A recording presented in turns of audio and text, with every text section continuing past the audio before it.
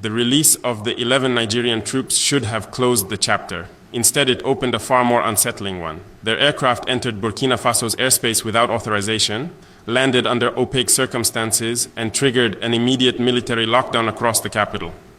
For a region already strained by fractures between ECOWAS and the Sahel states, the timing could not have been more dangerous. Officials later described the landing as a technical emergency, yet military analysts quickly pointed to inconsistencies in the flight path, the troop manifest, and the silence that followed the incident. Inside Burkina Faso's security circles, the key question was never why the plane malfunctioned. It was why it appeared where it did, carrying soldiers whose mission remained unclear. Releasing the troops was not a sign of weakness, it was a strategic decision made after a rapid intelligence assessment and a message to every external power watching West Africa's new alignment take shape. The soldiers returned home, but the doubts, the suspicions, and the geopolitical ripples stayed behind. And those ripples are now shaping the real story. I speak to you today because the incident involving the 11 Nigerian troops did not appear out of nowhere. In our region, nothing happens without a chain of actions beneath the surface. When that military aircraft entered our airspace without authorization, every alarm we had built for the protection of our sovereignty activated at once. As president, I do not have the luxury of assuming good intentions. I must defend the integrity of our land, our people, and our future. When my commanders informed me that the plane had landed in Ouagadougou, I asked one question. Are we dealing with an accident or a mission that was never declared? That question shaped every decision that followed. The soldiers were detained, questioned, and assessed. Not because we sought confrontation, but because Burkina Faso has reached a point where we allow no room for uncertainty. The Sahel is under pressure from every direction. Any mistake can open the door to destabilization. People outside our borders saw the release of the troops as the end of the matter. They were wrong. What happened inside our operations room was far more revealing. The inconsistencies in the flight report, the unusual route, the silence from those who should have informed us ahead of time. These details forced us to treat the event as a potential breach rather than a simple malfunction. We needed clarity before we allowed anyone to return home. Some will say we acted aggressively. I say we acted responsibly. Burkina Faso has been targeted before by hidden agendas, by unannounced flights, by intelligence operations masked as humanitarian movements. I carry the memory of every incident that cost our soldiers their lives. I will not repeat the errors of past governments that trusted the wrong forces and paid in blood. Releasing the troops was not an act of softness. It was a decision grounded in the information we gathered and the stability we intend to maintain within the Sahel Alliance. We showed that we will respond firmly when our sovereignty is breached, yet we will also choose diplomacy when the truth clears the fog. But let me be clear to every neighbor and every power watching. Burkina Faso will question anything that threatens our security. We will challenge anyone who tests our borders, and we will respond with unity, discipline, and conviction. Because this incident was only the beginning of a larger game unfolding around us, and I intend to expose that game piece by piece. When the plane touched down without clearance, it was not the aircraft that concerned me most.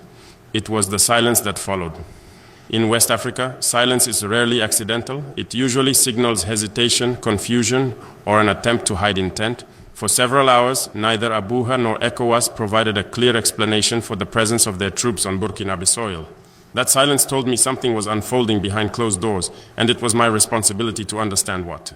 Inside our command center, every detail was placed under scrutiny. The flight's path did not match the official story. The communication logs showed irregular pauses. Even the state of the aircraft raised questions about whether the malfunction was genuine or used as a cover. I told my generals that Burkina Faso would not accept narratives that do not align with the facts. We have survived too much deception to return to blind trust. During the questioning of the 11 troops, my priority was not to humiliate them nor to create conflict with Nigeria. It was to establish clarity in a region where misinformation is often deployed as a weapon.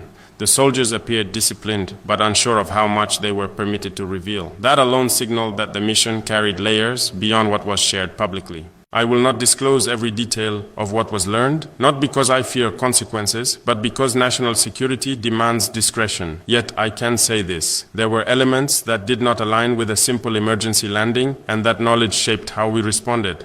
Our decision to release the troops came after three strategic considerations. First, escalating the situation would have opened the door for ECOWAS actors who are waiting for any excuse to paint Burkina Faso as unstable. Second, the Sahel Alliance values predictable cooperation within the region, even when tension arises. Third, we had already achieved what mattered most. We asserted our sovereignty and made it clear that no military force enters our territory without explanation. I chose to release the soldiers because Burkina Faso had already won the most important battle. We demonstrated discipline, intelligence, and control. We showed Africa that the new Sahel does not panic, does not bow, and does not react blindly. But we also uncovered signals that this incident is part of a wider pattern, a pattern that threatens the balance of power in West Africa. And now that pattern must be addressed. In the days following the release of the 11 Nigerian troops, many asked why Burkina Faso reacted so decisively. They forget that our nation stands at the center of a silent contest for influence in the Sahel. Every move on our soil is watched, interpreted, and measured by actors who want to shape West Africa's future without ever stepping into the light. This is why I say the incident was not an isolated mistake, it was a test. Someone wanted to see how far Burkina Faso would allow its sovereignty to be stretched. The pattern has been clear for months, flights skirting close to restricted airspace, intelligence reports showing unusual coordination between foreign operatives and regional political actors, statements from ECOWAS hinting at pressure that does not match their public diplomacy. These signals form a chain, and the unauthorized landing fit neatly into that chain. I knew it the moment my commanders informed me of the aircraft's registration. What concerned me most was not the soldiers on board, but the possibility that their presence was designed to collect information or assess our readiness. Nations have used such tactics for decades. A so-called emergency landing becomes a convenient cover for observing responses, testing defenses, or measuring political unity. Burkina Faso cannot afford to ignore these possibilities, especially when our enemies hope for even the smallest crack in our resolve. Inside Nigeria, there are factions pushing for alignment with foreign interests that oppose the Sahel alliance. I do not blame the Nigerian people. They are our brothers. I speak of political forces who still cling to the idea that West Africa must remain dependent, divided, and vulnerable. These groups know that a united Sahel challenges their influence, so they watch us, they probe us, they wait for weaknesses. This is why our response was disciplined. We acted firmly, but not recklessly. We allowed no chaos, no panic, and no emotional reaction. My intention was simple. Burkina Faso must show that it is no longer a weak state that can be manipulated or intimidated. Every move must reflect strength and clarity. The release of the soldiers was not a sign that the matter was closed. It was a signal to the world that Burkina Faso sees the broader game in motion. What landed on our soil was not just a plane, it was a message, and now the Sahel must respond with unity. As the days passed, many external observers claimed that Burkina Faso overreacted. They speak as if they understand the dangers we face. They do not. They do not live with the memory of villages burned by insurgent groups armed by foreign interests. They do not carry the responsibility of protecting a nation that has survived waves of destabilization. Those who judge us from afar forget that Burkina Faso stands on a front line they helped create. When we evaluated the incident, I asked my security chiefs to trace every movement of the aircraft before it entered our airspace. What they found strengthened our concerns. The flight had deviated from its stated route, communication gaps appeared at critical points, the timing aligned with intelligence alerts we had received about increased surveillance attempts on Sahel Alliance military readiness. None of this could be dismissed as coincidence. Inside ECOWAS, there are leaders who still believe the Sahel countries must return to the old order. They struggle to accept that Burkina Faso, Mali, and Niger have chosen a new path based on sovereignty, dignity, and regional independence. To them, any opportunity to pressure us is useful. A sudden landing, an unclear mission, or a diplomatic misunderstanding becomes a tool for narrative warfare. I am not blind to this game, and I refuse to let Burkina Faso become a pawn again. Our people have changed. They no longer accept leaders who bow their heads while foreign soldiers cross our borders without explanation. They expect us to defend this land with courage and discipline. That is why our reaction was firm. It was not aimed at Nigeria as a nation. It was aimed at the forces that benefit from confusion and weakness. We will not give them that satisfaction.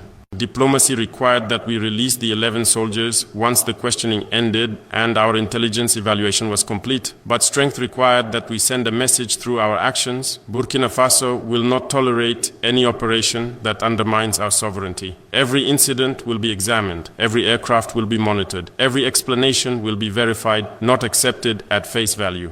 This event made one truth clear. The Sahel is entering a new phase of geopolitical confrontation.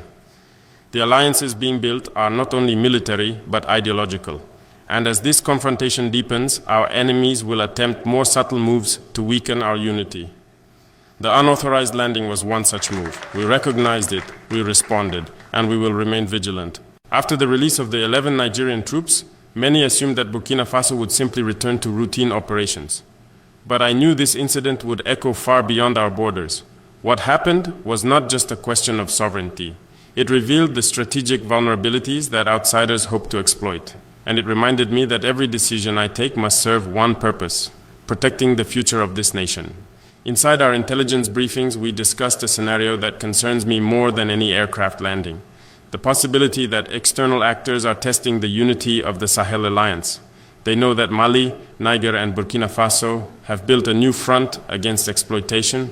They know our cooperation disrupts the old networks that benefited from our instability. A sudden, unexplained military presence on our soil could easily spark mistrust between partners if handled poorly. That was the real danger, not the soldiers, but the reaction that others hoped to provoke. I refuse to let anyone divide the Sahel. Our enemies rely on fragmentation. They rely on suspicion. They rely on the belief that African nations cannot trust one another. That belief is exactly what I intend to destroy. When we questioned the 11 soldiers, we did so with precision, not hostility. I wanted clarity, not escalation. And when we released them, it was a demonstration that Burkina Faso acts with discipline, not fear. Still, the incident exposed a deeper truth. West Africa is entering a period where diplomacy will be used as a mask for influence. Military cooperation will be used as a cover for surveillance. Humanitarian gestures will be used to disguise political pressure. I have seen these tactics before. They cost lives. They weaken nations. I will not allow them to return. Our people deserve a leadership that anticipates threats before they fully appear. That is why we are strengthening our air defenses, improving regional coordination, and building a security doctrine that protects our skies as firmly as our borders. No unauthorized aircraft should ever reach our soil again without immediate accountability. The release of the troops was not the end. It was a reminder that Burkina Faso must always be ready to question, ready to analyze, ready to respond. Because in this new era of West African politics, the real battles begin long before a shot is fired. In the discussions that followed the incident, I heard many voices outside Burkina Faso insisting that our reaction created unnecessary tension. These are the same voices that stayed silent when our people were left alone to fight for their survival. They are quick to offer advice, but never responsibility. They speak of stability, yet their actions have often fueled the very instability they claim to oppose. This hypocrisy is why I no longer measure my decisions by the comfort of outsiders. I measure them by the safety of my people. The unauthorized landing forced us to confront a critical question. How prepared are we for unpredictable moves in a region where alliances shift overnight and foreign agendas operate behind polite diplomatic language? I told my commanders to treat this event as a live test of our national readiness. Our response needed to be fast, coordinated, and disciplined, and it was. That alone sent a clear signal across West Africa. Burkina Faso is no longer a soft target. During the investigation, one conclusion became undeniable. Someone wanted to observe how we would react under pressure. Someone hoped to identify divisions within our command structure. They wanted to see if the Sahel Alliance could be shaken by a surprise event. Their expectation was simple. They believed Burkina Faso would panic, argue, or fracture. Instead, they saw unity. They saw control. They saw a nation that has rebuilt its spine. Nigeria remains an important partner, but I cannot ignore that certain actors within the region exploit these relationships. They create confusion between states so they can shape outcomes without accountability. If we had responded carelessly, those actors would have used the incident to justify new interference. That trap failed. Our clarity denied them the narrative they hoped to construct. This experience strengthened my conviction that Burkina Faso must continue transforming its security posture. Our skies must be monitored with precision. Our intelligence networks must grow stronger. Our communication with allies must be direct and immediate. In the new geopolitical landscape of the Sahel, hesitation is a luxury we cannot afford. We released the 11 soldiers, but we did not release our vigilance. We remain alert, we remain prepared, and we remain determined to protect our nation against every force that underestimates our resolve. Because the most important battles today are not fought with bullets. They are fought with decisions, discipline, and unwavering commitment to sovereignty. After the release of the 11 troops, many believed the situation had reached its conclusion. They were mistaken. The event triggered a deeper review inside Burkina Faso, one that extended beyond a single aircraft or a single group of soldiers. I instructed our intelligence services to map every regional movement that occurred within the same 72-hour window. What they found confirmed what I have been warning about for months. West Africa is becoming the center of a quiet contest between those who want a free Sahel and those who fear the rise of sovereign African states. We noticed an increase in surveillance flights near our borders. We observed unusual coordination between external advisors and certain political circles within ECOWAS. We detected information campaigns online designed to portray the Sahel alliance as reckless and unprepared. These are not random events. They are orchestrated steps intended to weaken confidence in our leadership and to create doubt in the minds of our own citizens. This is why I say the aircraft was not the real threat. The real threat is the network of influence that hopes to slow our progress. A Sahel that governs itself frightens those who profited from our past divisions. A Sahel that builds independent security systems challenges those who benefited from our dependence. And a Sahel that unites politically forces the old powers to recheck their assumptions about Africa's future.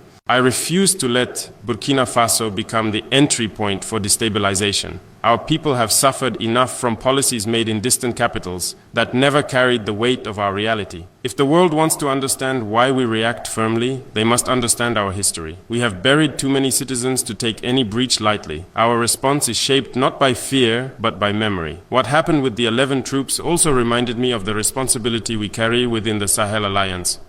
Our actions signal how far we are willing to go to protect our sovereignty. They shape the confidence of our partners in Mali and Niger. And they show the youth of Africa that leadership is not measured by how often we bow, but by how consistently we stand. This incident may fade from the headlines, but it will remain in my calculations. It sharpened our awareness, it strengthened our unity, and it marked a turning point in the struggle for Africa's self-determination. The story did not end when the soldiers left. It ended when we proved that Burkina Faso cannot be tested without consequence. As I reflect on the incident, I understand that many people outside our borders still underestimate the scale of transformation taking place in the Sahel. They look at Burkina Faso as it was years ago, not as it stands today.